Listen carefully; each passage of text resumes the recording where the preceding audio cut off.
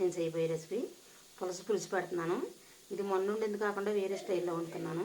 ఉల్లిపాయ ముద్ద, ఒక టమాటా, బెండకాయలు, పచ్చిమిరపకాయలు, మనం ముద్ద మసాలా నూరుకున్నది, అల్లం, వెల్లుల్లి, జీలకర్ర, గసగసాలు. కంపల్సరీ వెన్నపూస వేసుకోవాలి. ఇందులో ఆముందం వేసుకోవాలి, చింతపండు. ఇప్పుడు ఉల్లిపాయ ముద్ద వేసేసుకోవాలి, టమాటా ముక్కలు వేసేసుకోవాలి, ఉల్లిపాయ ముక్కలు, పసుపు, కారం, ఉప్పు.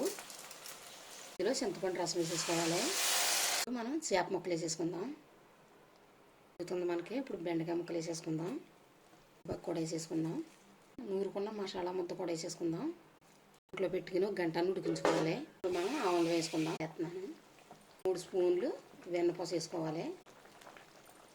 పులుసు కూర అయిపోయింది. ఇప్పుడు ఇందులో కొత్తిమీర వేసేసుకుందాం.